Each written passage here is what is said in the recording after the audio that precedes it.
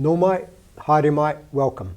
I'm Bruce Munro, and with me is International Relations Specialist, Professor Robert Patman, and this is Global Insight. Māoridom has a new queen, Ngā Wai Hono i te Pō, who's been appointed at a time of growing influence for the Kingitanga movement. Could this have implications for New Zealand's foreign policy? Welcome, Robert. Marina, Bruce. The late Māori king Tuheitia has been making significant progress towards bringing iwi together. Could this unity give Māori greater leverage with the government on international issues? For example, how it responds to other countries' records on its treatment of Indigenous peoples? I think it's got that potential. There's no doubt about it, that if we see the continued strengthening of the Kingitanga movement, that will have big implications for New Zealand's foreign policy. Why? Because the strengthening of the Kingitanga movement is a reminder to the government that the founding document for this country is the Treaty of Waitangi. And although that treaty has been imperfectly implemented, it embraces certain core values such as partnership, cooperation, and the importance of rules.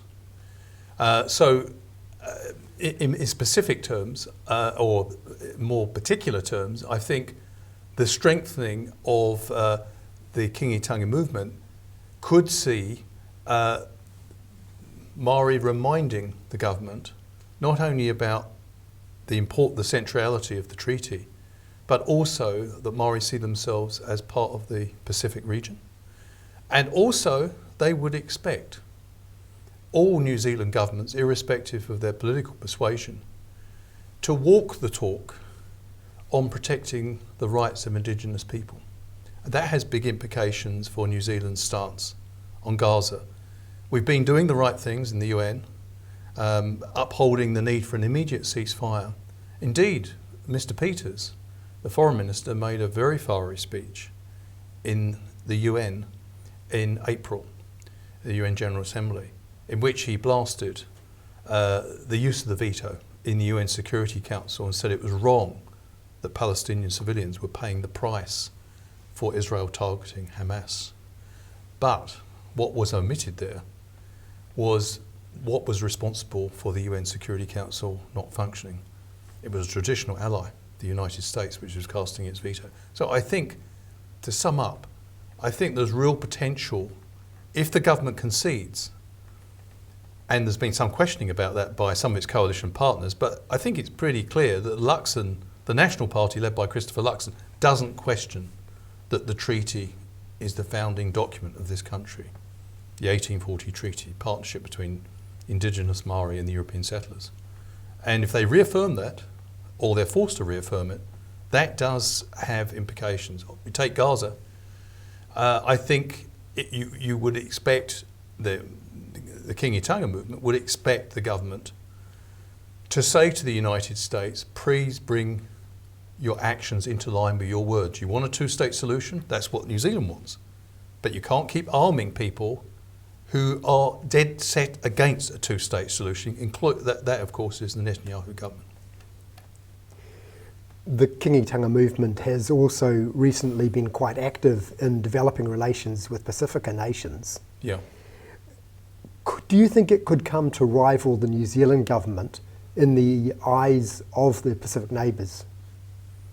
I think it's a lever that our Pacific neighbours could use against the government if they perceive the coalition government is downplaying what the Pacific Island nations believe are their core national security concerns, such as climate change. The major threat through the eyes of most Pacific Island nation leaders is the threat from climate change. They are of course aware of US-China rivalry, but they do not accept the paradigm that they have to pick one side or the other. They would see that as a neglect of their core values. So the strengthening of the Kingitanga movement gives some leverage, potential leverage, to Pacific Island nation leaders who will be aware of this And I understand that a number of Pacific Island leaders, nation leaders, are attending the event, which will see the torch, so to speak, pass to the new Maori Queen. We're talking about the growing influence of the Kingitanga movement and its potential implications for New Zealand's foreign policy. Do you think there's any signs that our government, that the New Zealand government, are at all aware of this issue? I think they're aware of the issue. Christopher Luxon, to his credit, has been, he engaged apparently quite consistently with the former king, Maori king. And that engagement suggests that the government takes it very seriously and is aware. Maori constitute about 17% or thereabouts of the nation's population, and of course that influence is probably potentially greater than that because of the degree of intermarriage between Pākehā and Maori. And I think most New Zealanders, and I think this is a bipartisan point, have taken pride in the fact that in the last 4 decades, not only have we seen a renaissance of Maoridom, language and culture, and I think that is a source of pride for many Pākehā, that unlike many other former colonial countries, we've actually tried, albeit imperfectly, to reconcile the aspirations of indigenous people with settlers, the European settlers. So I think the government's aware of it, but this renewed pressure could create tensions within the coalition. It's no secret that the ACT Party has a different understanding of the Treaty of Waitangi and whether it is central to the country's identity. So it shows you the linkage between our domestic political arrangements and the face we present to the world.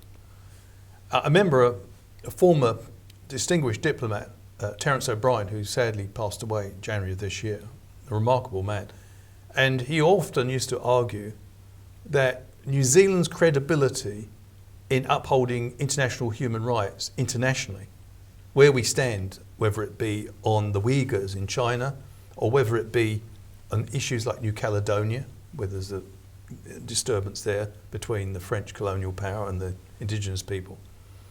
Terence O'Brien argued on those sort of issues, New Zealand's credibility depends on honouring the treaty and fulfilling the aspirations of both treaty partners. So this is not to be diminished. And, there are people in the present government, and I hope I'm not being unfair here, but my assessment is based on their rhetoric, who seem to want to go back to a period when we were an ANZUS party, in other words, the pre-85 period, and where we were very tightly aligned with the United States without much wiggle room to assert our distinctive values and perspective on the world. And so I think we're going to see a bit of a tussle.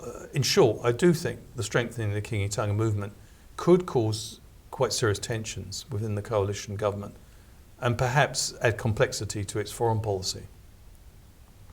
Thank you, Robert. And thank you for watching. Catch us next time on Global Insight. Ka kite anō.